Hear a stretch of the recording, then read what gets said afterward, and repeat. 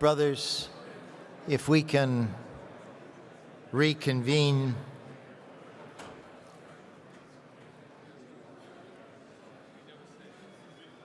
Next for our consideration is a cause for beatification and canonization.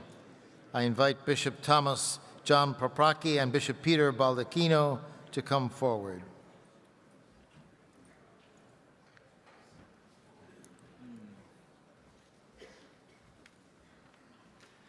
Thank you, Archbishop Broglio. I think this agenda item flows very nicely from the previous presentation we had on migration. Let me begin with a quote from our Lord. Jesus said, "When you hold a lunch or dinner, do not invite your friends or your brothers or your relatives or your wealthy neighbors. Rather, invite the poor. Blessed indeed will you be, for you will be repaid at the resurrection of the righteous." Father Richard Thomas, a priest of the Society of Jesus, gave witness to those words of the Lord through a life dedicated to serve persons in need, primarily in the Diocese of El Paso, but also in the Diocese of Las Cruces and along the southern border of the United States. "As soon as you make genuine contact with the poor," he said, "you're going to have a conversion unless you're extremely hard-hearted." In the canonization process, the law requires the diocesan bishop, where the proposed servant of God died, to consult with other bishops on the advisability of proceeding with the cause of canonization. The consultation is an opportunity to discern the extent of the individual's reputation for holiness beyond a given local church, and, if needed, to consider the cause's social, ecclesial, and cultural importance. As has been our custom, Bishop Peter Baldacchino of the Diocese of Las Cruces will offer some brief remarks about this potential cause. You will then be invited to offer any observations you wish to make about it, and we will then conclude with a vote. Bishop Baldacchino.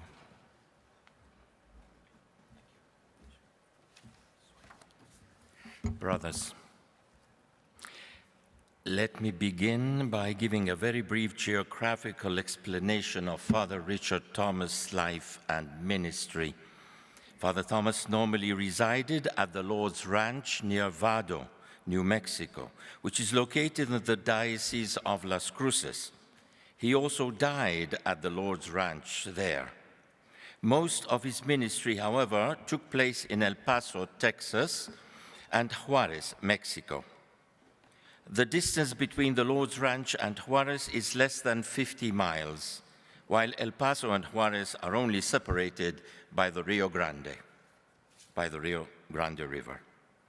In 1981, the French theologian René Loretan, who was an influential peritus at the Second Vatican Council, wrote a book entitled Miracles in El Paso. In his book, Father Loretan recounts the unusual events that occurred at the municipal garbage dump in Juarez, Mexico, on Christmas Day of 1972. Father Richard Thomas, a priest of the Society of Jesus, and some lay Catholics who participated in a Bible study came across the words of Jesus in the Gospel of Luke, where Jesus tells his followers that when they put on a dinner, not to invite their relatives or rich neighbors, but instead invite the poor because they have no way to repay. Father Thomas and his companions decided to obey these words of Jesus, and they organized a Christmas Day meal for people who were scavengers and lived at the garbage dump in Juarez. Father Thomas' group prepared enough food for approximately 150 people. But it turns out that when they arrived at the dump, they encountered approximately twice that number. Nevertheless, they decided to share what they had. Much to their surprise, everyone had more than enough to eat, and in fact, when the meal was over, they donated leftover food to 2 orphanages. Father Thomas interpreted this unusual event as a sign from God that the Lord wanted him and his companions to continue their work with the poor in Juarez. Now, 53 years later, these ministries that began with that Christmas Day meal are continuing. There is a food bank, a medical clinic, a Montessori school, and 4 different sites where catechism is taught to children using the catechesis of the Good Shepherd method. There are also ministries to youth and to married couples. Father Thomas lived a very simple, austere lifestyle because he wanted to live in solidarity with the poor. He slept in a small room with very few furnishings that included a desk, a chair, and an army bed. There was no carpeting, no air conditioning, and no heating. He drove a small Toyota pickup truck in which the air conditioner had been disabled. Father Thomas had a foundational vision based on the 25th chapter of Matthew's Gospel, in which Jesus said, "When you minister to the poor, you minister to me." Father Thomas believed that in serving the poor, we encounter the presence of Jesus in a special way, and we are enriched by the experience. In past decades, before violence engulfed Juarez, many young people in their 20s and 30s came to live at the Lord's Ranch in nearby New Mexico with the intention of participating in the ministries to the poor. So many of these young people have given testimony that in working with the poor, their lives have been transformed. One young man who lived at the Lord's Ranch in 1987 discerned a vocation to the priesthood while participating in these ministries. He was ordained for the Diocese of Las Cruces in 1994 and now has been named diocesan postulator for the cause of beatification of Father Richard Thomas. Father Thomas recognized that each human being is made in the image of God. This includes the unborn and the immigrant. Father Thomas was supportive of local efforts to help the migrants, and he was a pioneer in the pro-life movement. Father would often repeat a graffiti slogan he saw written on the banks of the Rio Grande River: "No human being is illegal." In his efforts to defend the life of babies in the womb, he was arrested a few times and jailed. He also recognized the need to be supportive of women who are in difficult circumstances because of pregnancy. There is currently a very vibrant pro-life community in the El Paso Las Cruces area, and many of its leaders are people who had been mentored by Father Thomas. Father Thomas was not interested in solely meeting the physical needs of the poor. He was also interested in their spiritual needs. For this reason, evangelism and catechesis were important elements in his ministry. Father Thomas had an amazing gift from God that enabled him to teach others about spiritual truths in such a simple language that even an elementary school child could understand. Today, countless people, both in Mexico and the United States, are praying to Father Thomas and seeking his intercession. They recognize him as a holy man. Reports of blessings through his intercession are being documented. Thank you, brothers.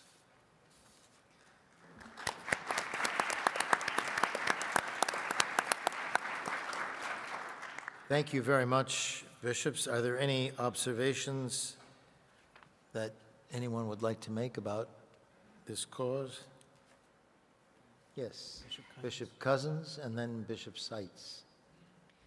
Just to testify that people as far away as Minnesota had spent time at the Lord's Ranch. I know I have friends who spent time there, and they testified to having witnessed both his generosity, heroic life, but also the miracle of the multiplication of food. Friends of mine who I know who served time with him at the Lord's Ranch down south.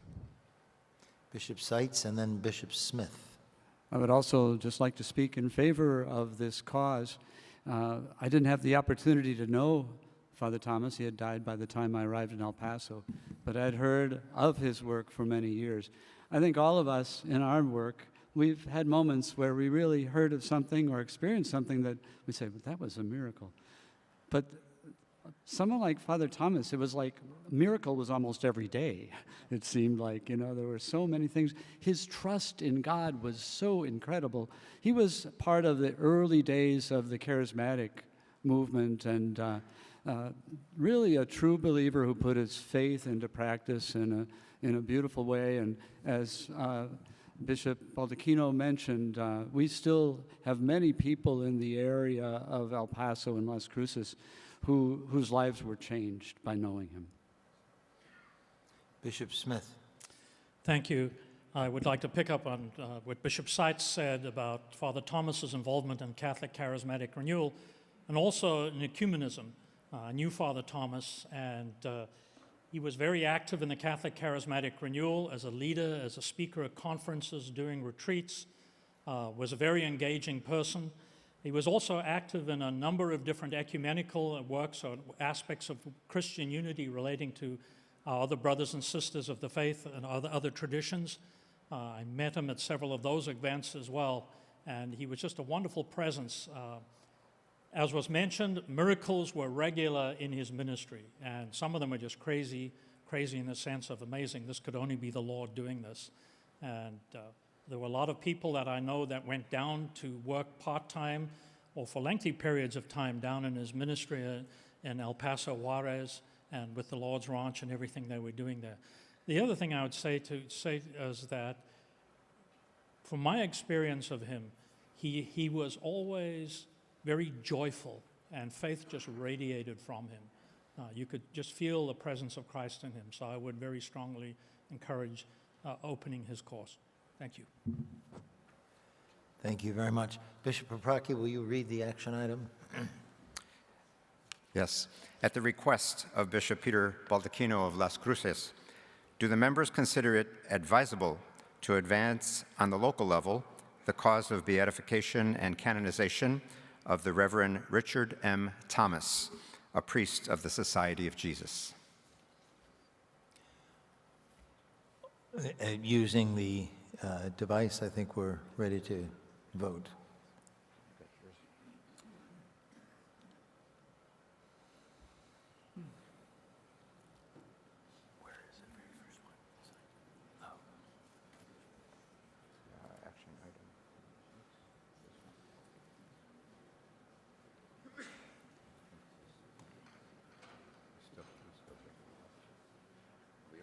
Is it open yet? I think so. Is it open? Okay. Oh, yeah. Here we go. They usually put the numbers.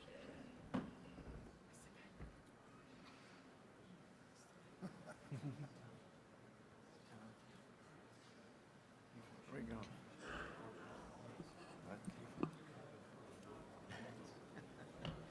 Archbishop, the action passes.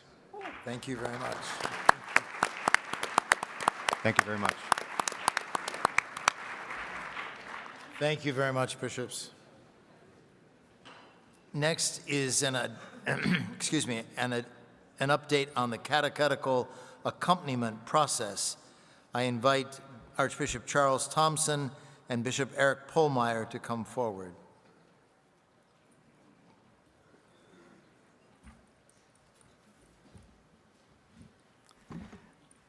Thank you, Archbishop Broglio. I would like to invite Bishop Eric Pohlmeyer, chairman of the subcommittee on the Catechism, to share 3 brief updates regarding the ongoing work of the subcommittee on the Catechism and the recently founded Institute on the Catechism. Before I cede the podium to him, however, I would like to thank Bishop Pohlmeyer for his very dynamic leadership. Been very, very impressed with him. his dynamic leadership since assuming the role of chairman of the subcommittee. As my brother bishops will recall, Bishop Frank Caggiano led the subcommittee on the Catechism into this new chapter of working with publishers and launching the Institute on the Catechism. Though proverbial large shoes to fill, Bishop Pohlmeier is definitely carrying forward that momentum. Bishop Pohlmeier.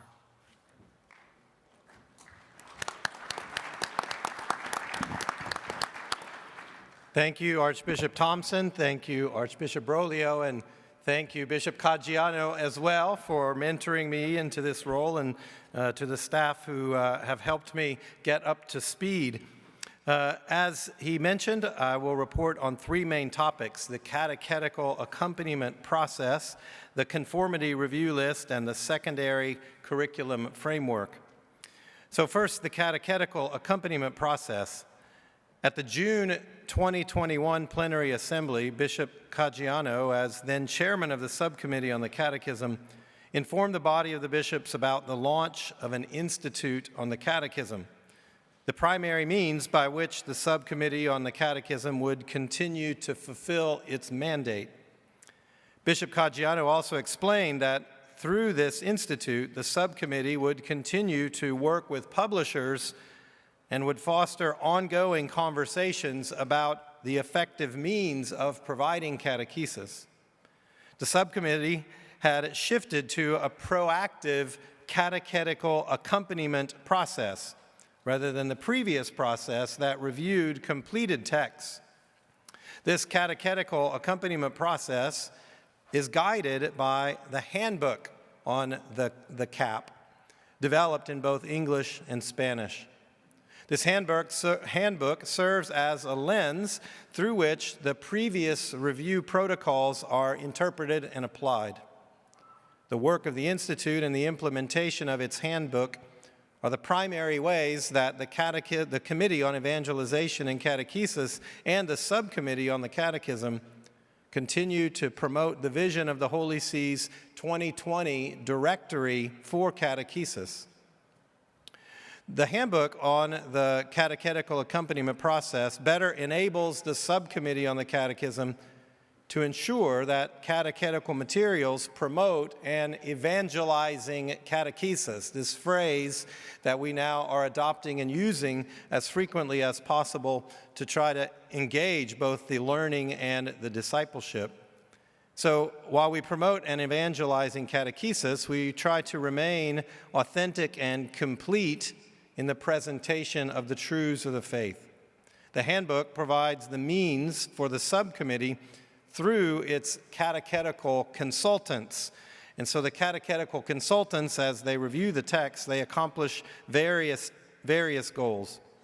To focus not only on student texts, but also on the catechist and family guides. They work to implement goals for the formation of the whole person, in addition to the intellectual formation goals that are already established. They work to guide publishers from the conception of their idea to the publication of catechetical materials, instead of waiting for the catechetical materials to be completed before offering an assessment. And I can confirm that the publishers are very grateful that they're able to be engaged in the process throughout rather than wondering if their labor of love will be approved. And so it has strengthened the relationship with many publishers. The consultants also work to address development within the elementary grades, with separate goals for early childhood, for middle childhood, and pre-adolescence. And finally, to work with a wider variety of topics, treating areas such as theology of the body, apologetics, and faith in relation to science and reason. At the request of participants at our annual convocation for the Institute on the Catechism, the subcommittee has also developed a companion to the handbook.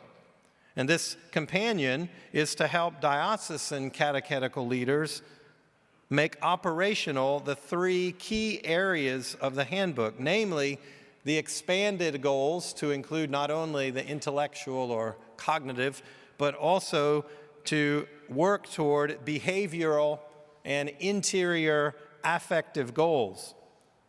This companion on the handbook is going to be made available to very soon for diocesan bishops and personnel so that it can be a guide for whatever planning is done in the effort for evangelizing catechesis.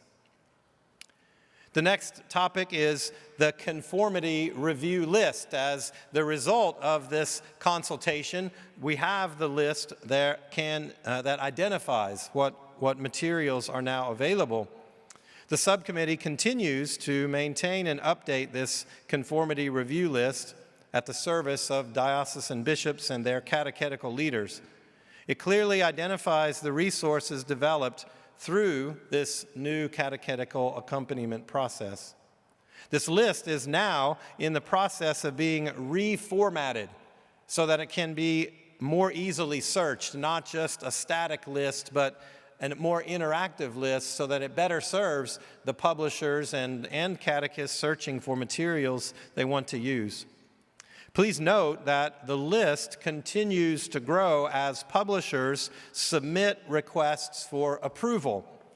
If you don't see a publication you would like to include, then please ask the publishers to submit the material. There's often a misunderstanding about what is or is not on the list, but it is a list that we must wait for submissions. And so sometimes people get the idea that materials haven't been approved when in fact it only means they have never been submitted.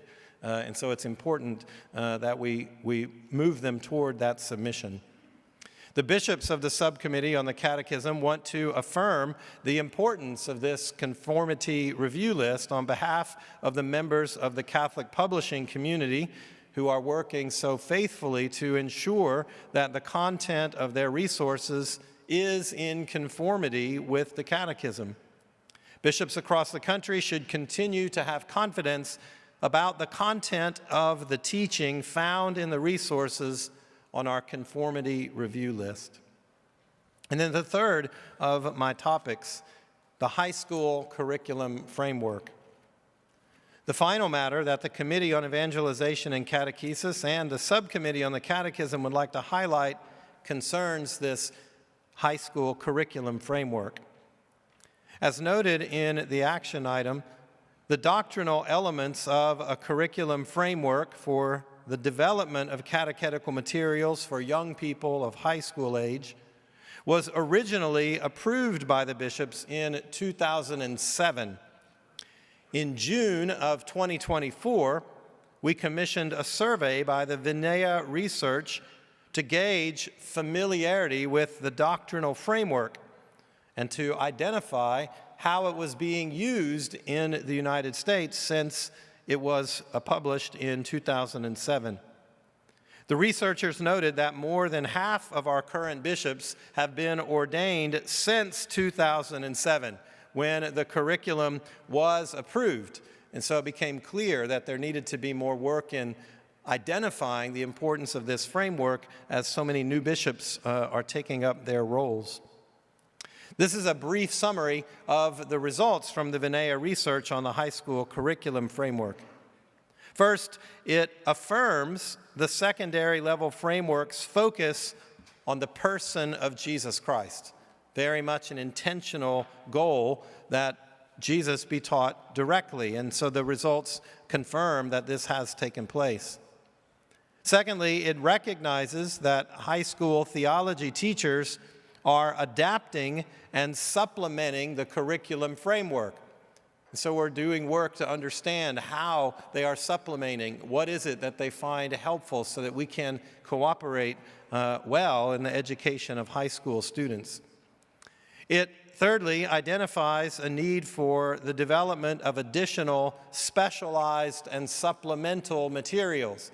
And so we have an ongoing conversation with publishers so that we can promote these kinds of supplemental and specialized materials, working again with the goals of the expanded life and discipleship goals in addition to just the intellectual. In response to this research, the bishops of the Committee on Evangelization and Catechesis and the bishops of the Subcommittee on the Catechism propose two concrete paths moving forward. First, collaborating more deliberately with the Committee on Catholic Education so that we can promote an evangelizing catechesis whose goal is the formation of missionary disciples by accompanying every student along their individual journey of faith.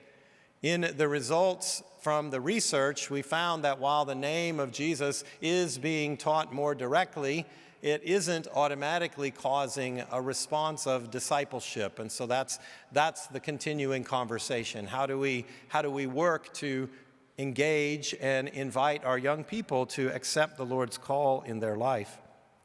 The second, then, of the two concrete paths is to develop a new handbook to complement the secondary level curriculum framework, similar to the handbook that we have now for the catechetical accompaniment process that focuses on K through 8 materials. This proposed handbook for the high school framework would be designed to help implement the secondary curriculum framework more broadly and more effectively, with a clear focus on forming and sending missionary disciples. The proposed handbook would be distinct from the recently promulgated Listen, Teach, and Send pastoral framework for youth, and it would build upon it. One of the key findings of the Vinaya research that I mentioned and I want to reiterate is a key for our goals of evangelization in general, that the high school curriculum is strongly Christocentric, yet the church in the United States is not seeing an increase in Christian discipleship. That is to say, it excels as a tool for teaching students about Christ, but it must also help them to come to know Christ.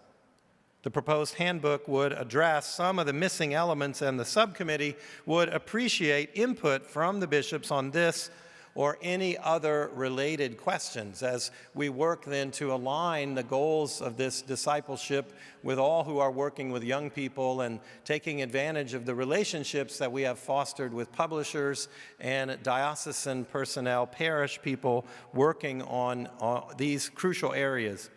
And so this concludes my presentation. If there are any questions about these updates or any of the ongoing work of the subcommittee on the catechism, Archbishop Thompson and I would be happy to address them. Thank you. Thank you very much, Bishop Pohlmeier. Are there any questions for Bishop Pohlmeier or Archbishop Thompson? Yes. Bishop Soto and Archbishop Corleone. Regarding the, thank you for the report. I appreciate it, and especially with regards to the high school framework and where you see that going.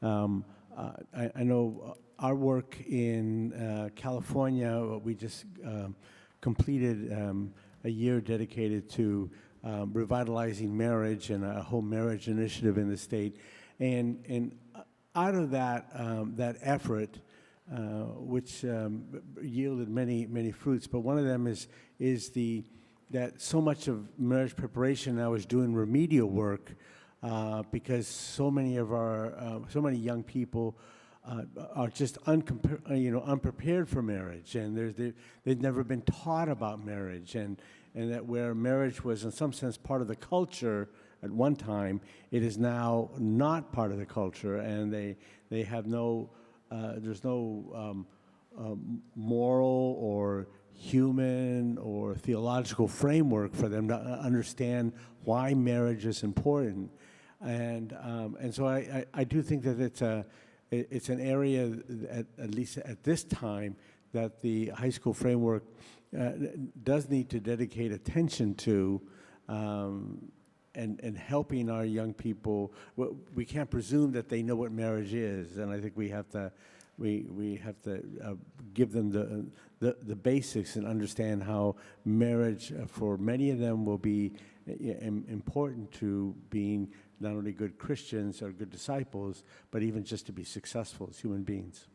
Thank you, Bishop Soto. We can certainly take note of that material, and we're engaging with various groups working with young people to understand better what they are using as supplemental material, what they are learning from their classroom experience, what are the needs that we want to help foster in our work with teenagers in particular, and so we will highlight that for our conversations with them. Archbishop Corleone and then Cardinal DiNardo.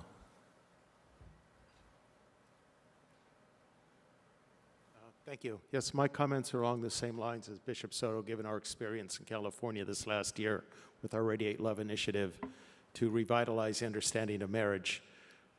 I noticed that over these last many decades, we've seen this decline, increasing decline in the understanding of marriage in our society. And I noticed the last time that approval of the curriculum was in 2007. That was right on the cusp of the latest iteration of that. So once again, we're trying to play catch up. And I realized back then how important it is to get marriage into our curricula, even cross curriculum. You know, so much of marriage, it's a complex, multi-complex issue. It can be taught in many different disciplines, social sciences about the good of marriage for society. St. John Paul famously said that the fate of society passes through marriage and the family. That's the case. This is foundational to everything. Our young people have to understand and develop the virtue to be able to persevere in whatever their vocation is. So it's really part of virtue education. Principles of responsible parenthood, can be taught in the biology class even, so they understand it. They have to make the connections between biology, morality, the social good, the theological, the mystical aspects. So I was happy to hear about incorporation of theology of the body. That's a very important tool that we have now. So I hope we can get this integrated cross-curriculum in going forward with this. Thank you, Archbishop.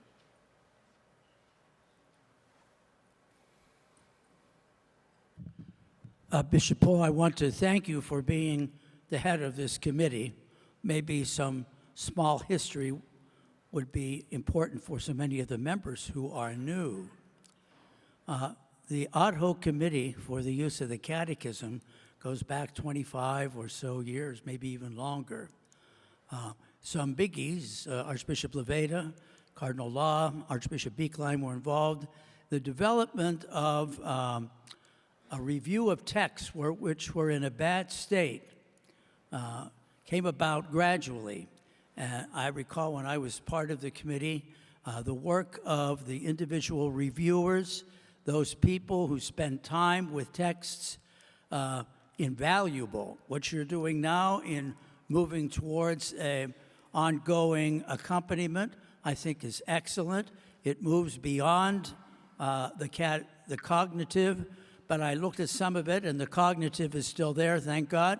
Most of our students are aphasic. Besides behavior and besides intimacy with the Lord, they do need how to open their mouths and speak the faith. And one of the things I noticed in the years of the development of the use of the Catechism was attentiveness to being able to speak the faith. In this endeavor, many bishops have been involved as reviewers. I publicly thank them today. There's one person I'd like to call out because he's involved with this movement for so long, and that's Archbishop Al Hughes, the Archbishop Emeritus of New Orleans, whose unerring attention, first to texts, then to minds in this endeavor, some of the most significant things we've done as bishops. Though I understand the California situation, I want to tell both bishops, yes, you're right, but on the other hand, you haven't been reading enough of what's been going on in the review of Catechism of the Catholic Church by so many bishops and so many people over so many years, including the sacrament of marriage. Thank you for your work. I hope you continue with that work in years to come. It is quiet, it is unobtrusive, and perhaps the most essential work we'll ever do as bishops to help Jesus be loved in the church and in the world. Thank you, Bishop Bull. Thank you.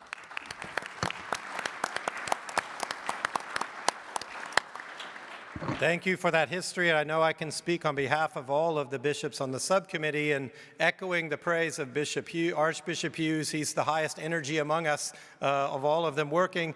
And I also know that I can speak on behalf of the other bishops in that our level of confidence in the theologians working as consultants. When we receive the reports back from the text that they review, it is remarkable in their dedication, their personal faith, and so that adds a great deal to the confidence that I want to assure all of the bishops of in that work that they are doing.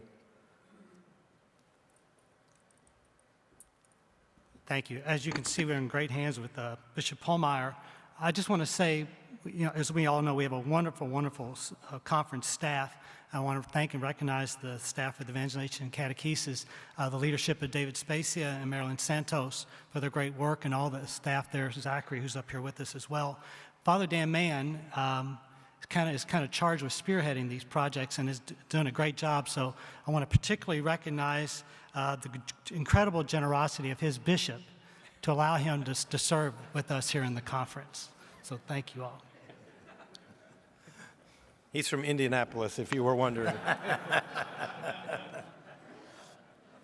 Thank you very much, Archbishop Thompson and Bishop Pohlmeier. With one last commercial, as you see on the final slide, the Institute has a convocation that takes place each year at Mundelein. This is our opportunity to bring together for conversations the publishers and diocesan personnel and people working in all areas. And so I would ask that you take a look at participation or mentioning to the people in your parish or in your dioceses so that we can continue to strengthen the dialogue that will help us to reach those goals. So thank you for your time.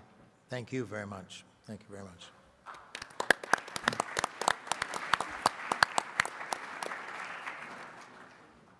It's my pleasure to welcome Dr. Peter Kilpatrick, President of the Catholic University of America.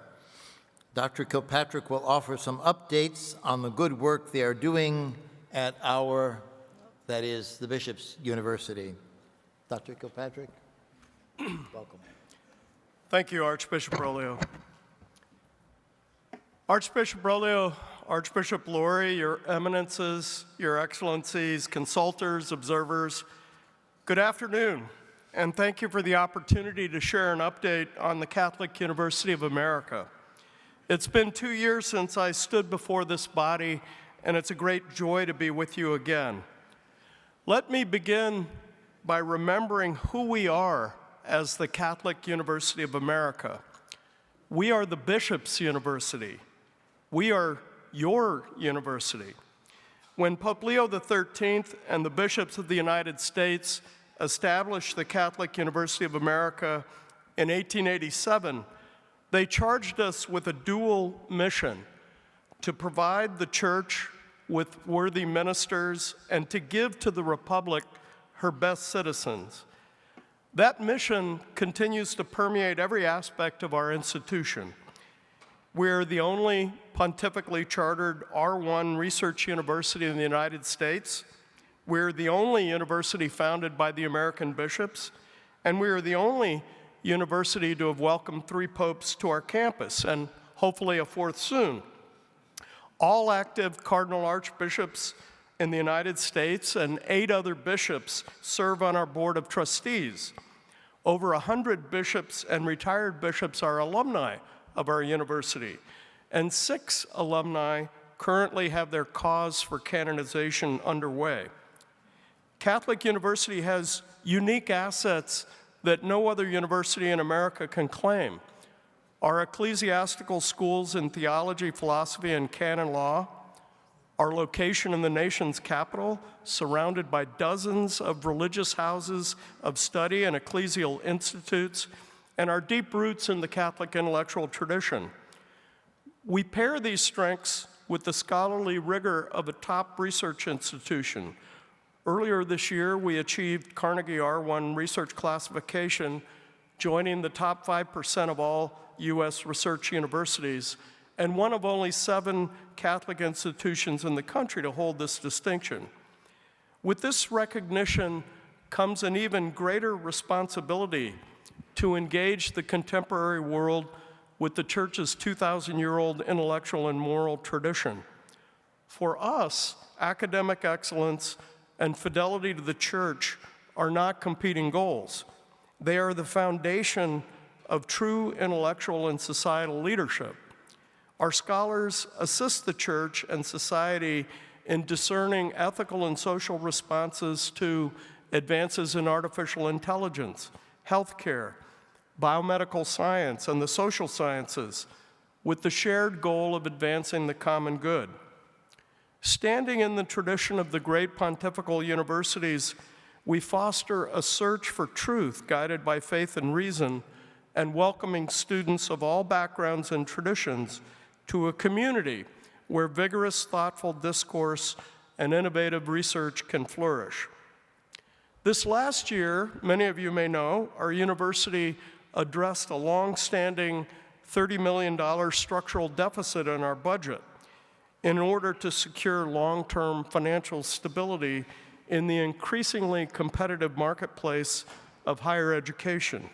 With the full support of our Board of Trustees, we implemented a comprehensive budget realignment, we reorganized schools and programs, we right-sized our faculty and our staff, and we reduced our operating expenses by a little more than 10%. The process was painful but necessary work, carried out with the clear resolve to safeguard our Catholic identity and our tradition. We leaned into increased efficiency and leveraged growth through innovation, and our Board of Trustees, motivated by belief in our university, led with a $33 million investment of their own, bridging critical gaps as we transitioned toward a new and strengthened reality. Through this period of pruning, the university has now entered a new season of growth. This fall, we welcomed one of the largest undergraduate classes in a decade, bringing our enrollment to over 5,500 students, up 13% from 3 years ago. Growth is strongest in our most dynamic academic areas. Our Conway School of Nursing, for example, now ranks 28th nationally, and it grew its freshman cohort year upon year by 50% this year, and launched an accelerated program to meet the urgent need for healthcare providers. Our Columbus School of Law, now ranked 71st, its highest ranking ever, grew its entering class this fall by 50% and continues to provide a distinctly Catholic legal formation through centers that are dedicated to religious liberty, the human person, constitutionalism, and the Catholic intellectual tradition. Our Bush School of Business earned the highly coveted AACSB accreditation for international business schools, placing it in the top 6% of all business schools worldwide. And they welcomed their inaugural class of new MBA students. Our School of Engineering and Computing unveiled new undergraduate and master's degrees in artificial intelligence, and we established a new institute for artificial intelligence and emerging technologies, led by Taylor Black of Microsoft, exploring innovation through the lens of human dignity.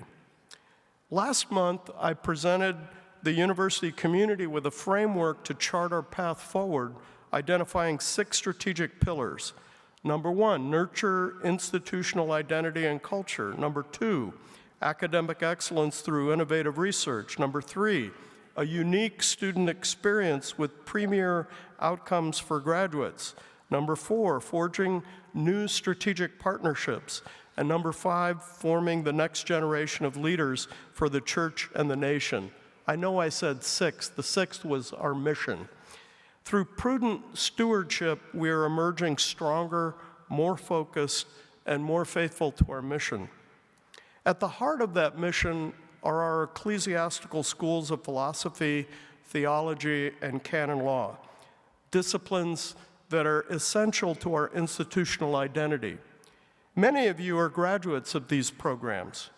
Seminarians, clergy, and religious from all around the world study in our pontifical faculties. 5% of all of our undergraduates major in philosophy, which is 5 times the national average, and half of them are seminarians.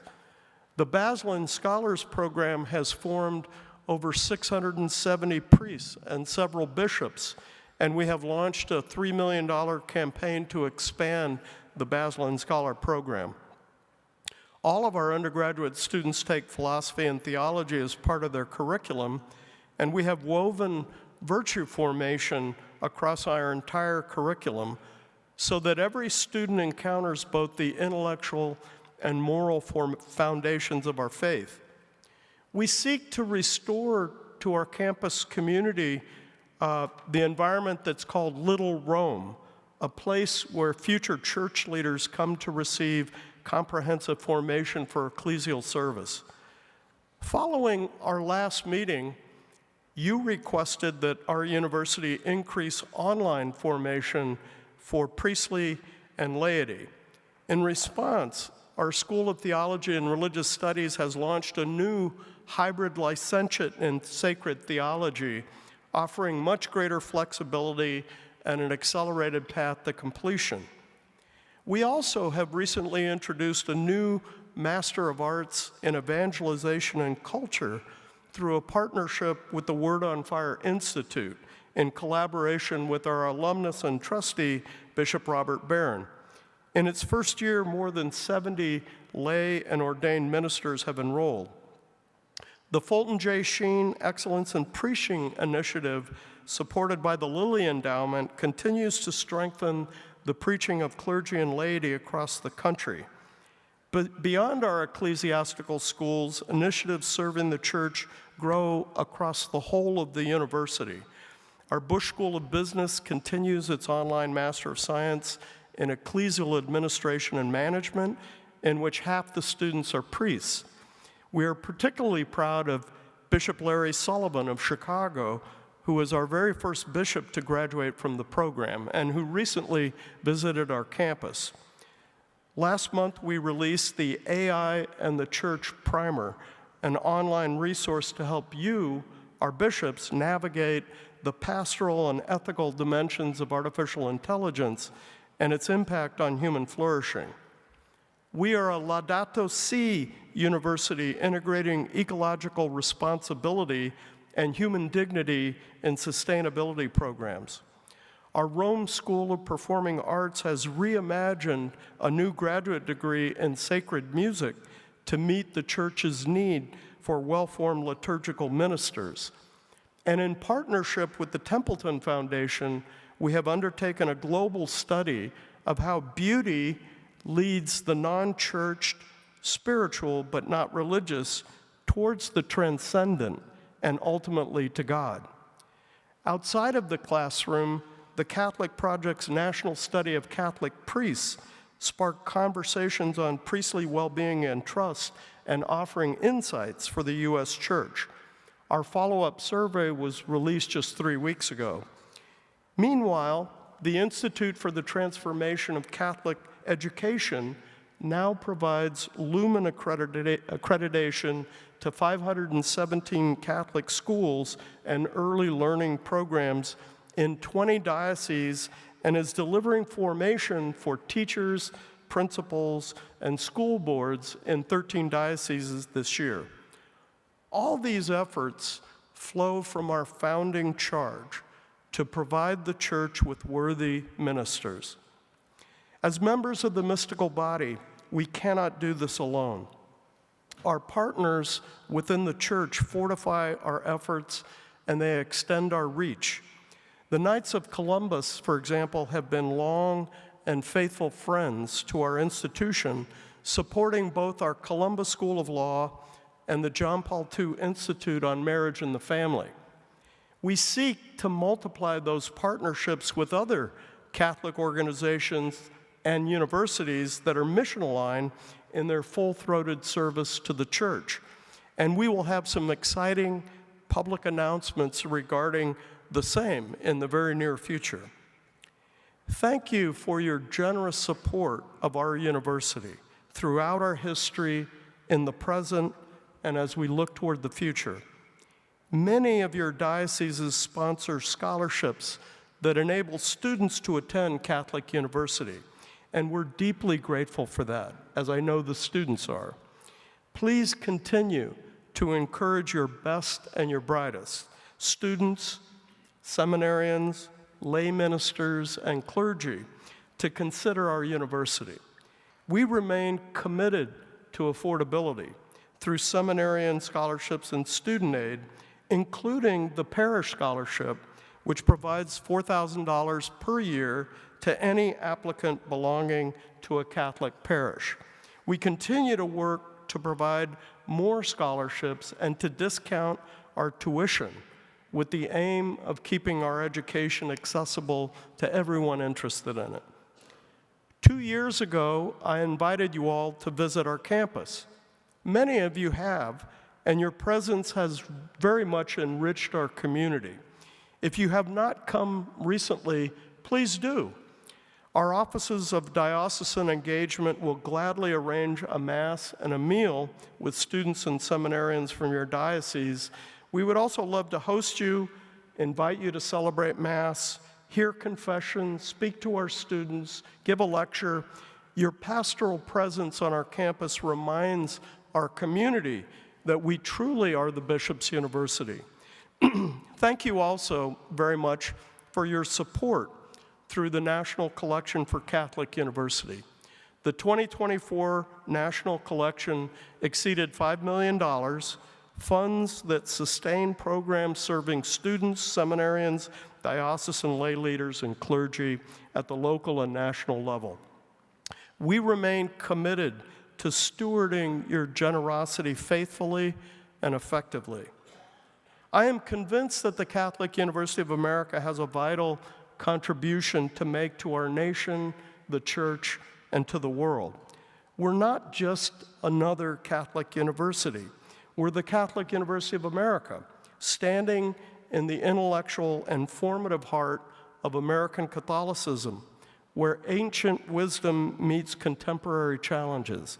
We cannot fulfill this mission without a close relationship with you, our bishops, from whom our university was born and whom we serve.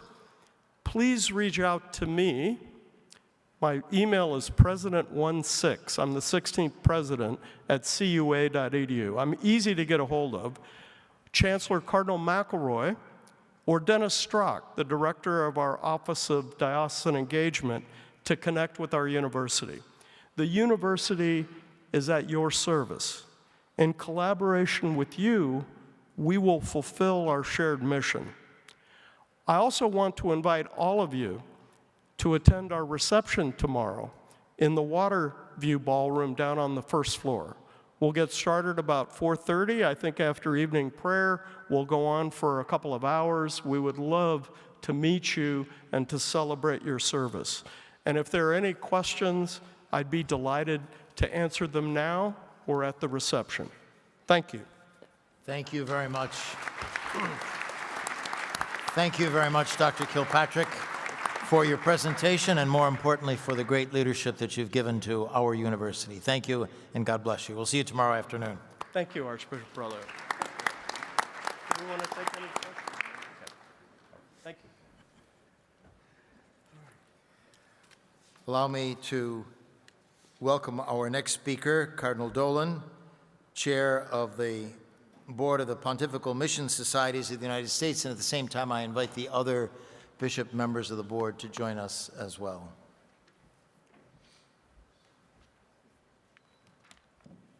Thanks, Archbishop Bergoglio, and thanks to all you.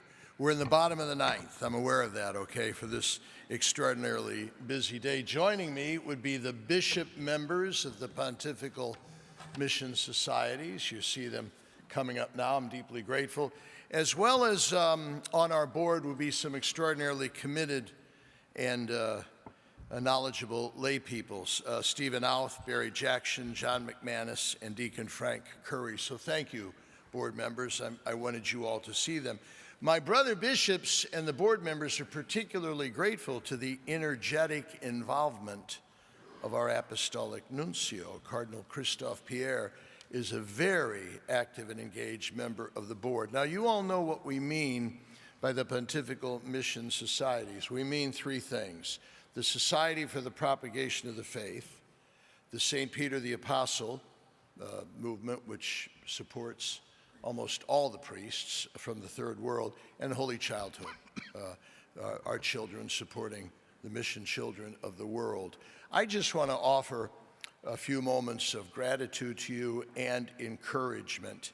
And I'm also eager to make sure that you know our new executive director of the Pontifical Mission Societies, a priest of the Diocese of Fall River. Thank you, Bishop de Kahuna, and appointed by the Holy See, Monsignor Roger Landry. Monsignor, there is Monsignor Landry there.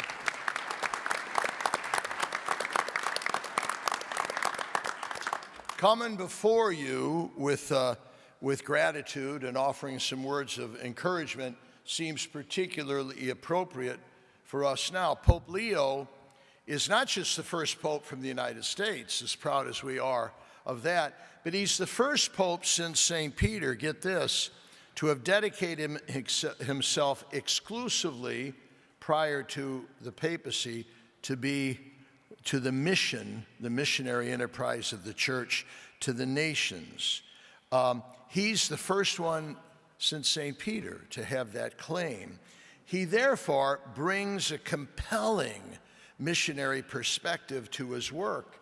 As the 267th successor of the Fisher of Men from Galilee, his papacy is also the mature fruit of this church in the United States, which, boy, gives us an even greater reason that we always do to greater motive to help the Pope succeed in his apostolic priorities as he seeks to form the missionary church he talked about from the very first moment he stood on the balcony of St. Peter's the night of his election.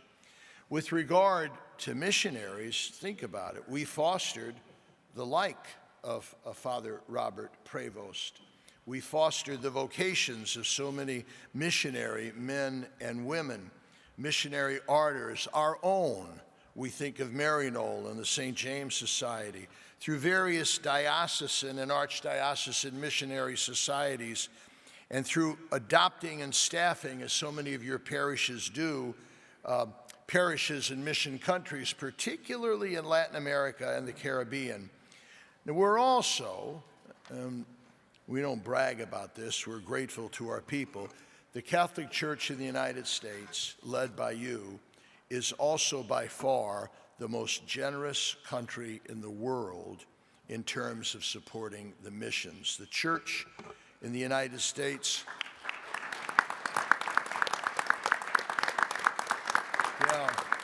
the Church in the United States, pastored by you, each year underwrites about 30 to 40% of all the Church Universal's missionary endeavors. This is in addition to all that's given through the Missionary Cooperative Program in most dioceses, as well as through the adoption of missionary dioceses and parishes done at the local level. Now, that having been said, hallelujah, let's get a little more somber here. As the needs have grown, our support overall has not. Just 20 years ago, we raised nationally in hard dollars $63 million for the Society of the Propagation of the Faith. And now we're down by a third. That was 3 times what we raised last year to care for those dioceses that are too young, poor, or persecuted to be self-sustaining. That means we've gone down by 2/3 from what we were doing 20 years ago. You're experts, we're experts on why that's been so. Yeah, mass attendance is down. Many are given electronically, and electronic services often aren't that specific about the second collection. People are not as generous to these generic second collections. Some pastors you know this, have even made the decision, and most of us haven't stopped them, not to even take up any second collections, whether mandated by canon law, as Mission Sunday is, decreed by the Holy Father, or decided by this Conference of Bishops, or even promulgated by their local bishop. And instead, they might just tithe a certain percentage of the first collection. No wonder the collection is down. And brothers, that bothers us a lot. We also, and I'm talking for the bishops behind me on the board, we also have examined our conscience, and we wonder if one of the most important reasons why generosity has gone down is that maybe we've lost some of our focus on the missions, especially the mission agentes, what we used to call the foreign missions. Reasonable, perhaps, as we've had to face various crises here at home, like the reform of the church after the horrors of 2002, or pastoral planning after major changes in mass attendance or demographics, even soldiering through bankruptcy proceedings. Understandably, we've prioritized getting our own houses in order. And even when we've committed ourselves to mission over maintenance, often we've understood that in more narrow parameters of the new evangelization. How much time and energy have we dedicated to the missions agentes, the foreign missions?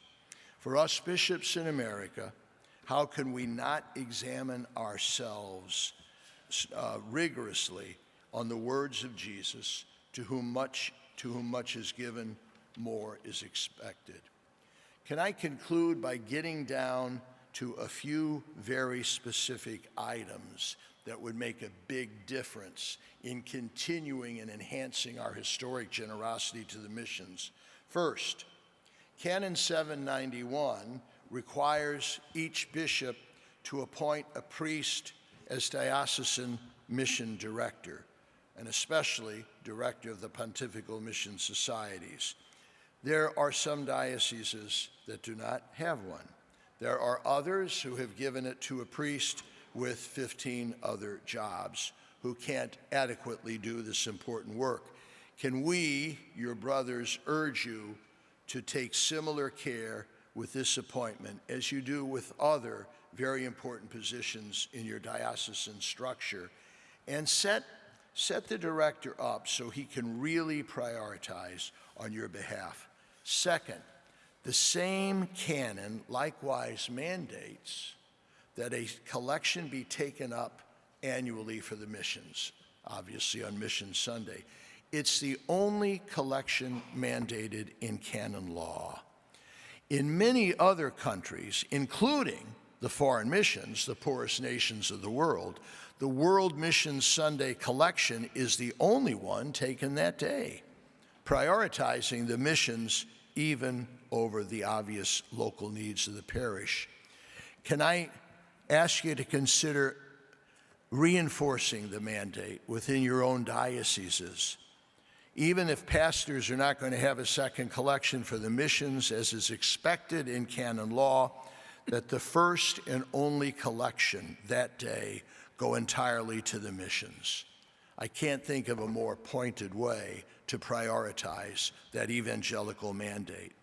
Thirdly, in some dioceses, frankly, there are accounting practices that are just unfair to the Pontifical Mission Society. For example, sometimes all the overhead of the mission outreach or office in the diocese is taken exclusively from the World Mission Sunday collection, rather than a proportion taken from the missionary co-op or the funds raised for other missionary endeavors.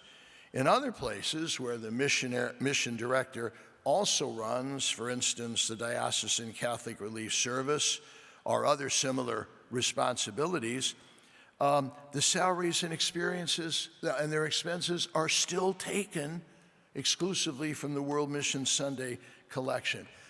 This is simply not fair to the missions, and it's not respecting the intentio dantis. And lastly, can I urge you to consider using, my Lord, the extraordinarily effective materials being produced under Monsignor Landry by the Pontifical Mission Societies to promote missionary awareness and help with promoting the all-important World Mission Sunday. This year, thanks to the work of Monsignor Roger Landry, Pope Leo became the first pope in history, as you know, to record a 1-minute video asking Catholics to help him help missionaries everywhere. Despite our best efforts, most parishes did not use this brief, direct, moving message from our first American Pope, either before Mass or in parish email blasts, social media, or other obvious means. We bishops and lay leaders on the board can verify the effectiveness, the color, the compelling nature of the excellent material that's coming from our national office under Monsignor Landry's leadership that can help us in getting the message out. Wrap it up here. Next year, I don't know if you know it or not, will be the 100th anniversary of Pope Pius XI's decision to establish World Mission Sunday as a day for the whole church, to pray to the harvest master for the missionaries and those to whom they're trying to bring the gospel, and to take up a collection to assist them in that saving work. I'd ask you, with this just now about 11 months away, I'd ask you to prepare for this important centenary and to do what it takes to do it well. Wouldn't it be great if we set an all-time record and return to our pedigree of 2 decades ago? Wouldn't it be sterling if we could really fulfill the hopes in the missions everywhere, in those places of first evangelization where the church is still young and fragile, too poor, too persecuted to be self-sufficient? Wouldn't it be great if we could do even more for the world what the Pontifical Mission Societies did for us up to the year 1908, when we stopped being considered a missionary country, the foreign missions? It was those missionary societies that helped build our cathedrals, our parishes, our churches, helped educate our clergy. Wouldn't it be great if we could now, in an era of self-sufficiency, begin to pay back generously the way we were helped before? Wouldn't it be great, brothers, now with an American Pope, if we could help him much more care for all the faithful in the missionary lands? I just want to thank you for what you've done and encourage you to keep at it. And my brother bishops and these dedicated lay people on the board join me in saying that. Thank you. Thank you very much, Your Eminence.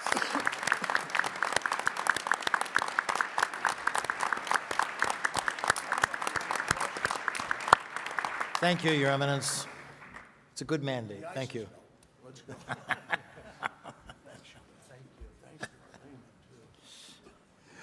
Brothers, this concludes our agenda for today. We will resume public session tomorrow at 1:45 p.m. Tomorrow morning we have fraternal dialogues and fraternal workshops. Father Fuller, I believe you have some announcements. Yes, thank you, Archbishop. Just 2 brief announcements.